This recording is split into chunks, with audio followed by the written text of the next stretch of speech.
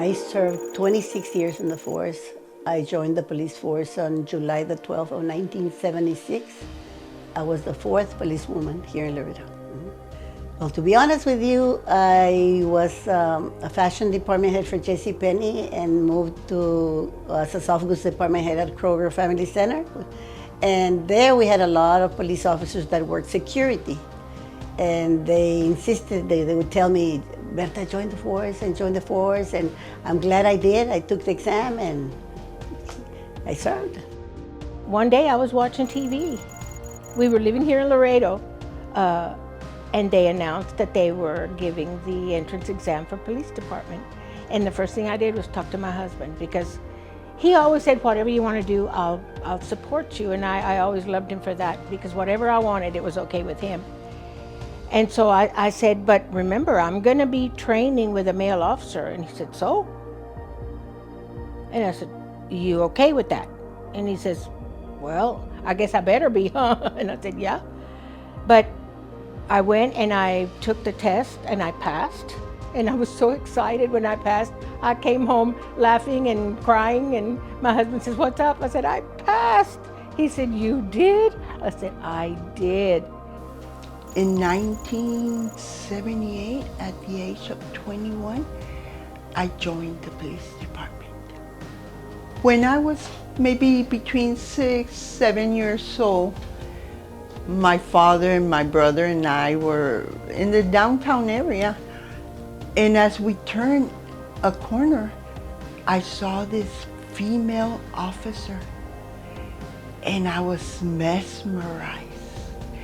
She had long hair, a full uniform, but she had a skirt. And I told my father, when I grow up, I'm gonna be like her. The lady that I saw that mesmerized me was the first female officer, which was Michelle Hinojosa. It was a male-dominated environment. I complained to my sergeant, and he said, you wanted to be a cop, right? Go back to the kitchen where you belong. I said, I'm staying. I'm very persistent and very resilient. I bounced back. And no. I said, this is my dream job. I'm not leaving. Tough, because the guys were not used to having women, and they were afraid that they were going to have to stop what they were doing to take care of us. Because there was two of us. Ana Gonzalez was the other one that came in with me. But we showed them that we didn't need them there. We pretty much took care of our own.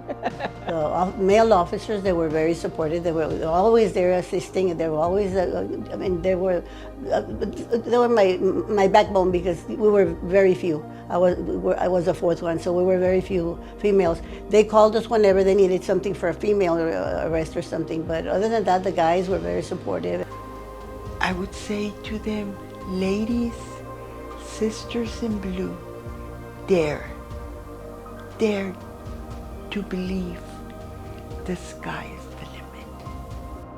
Go for it. If that's what you've always wanted to do, and I'm not going to sit here and tell you that it's going to be easy, because it's not. But if I did it back then, 50 years ago, you can make it. And some of the ladies that I've seen are amazing. They don't know who I am, but I see them in action and I go like, you go girl, you go girl.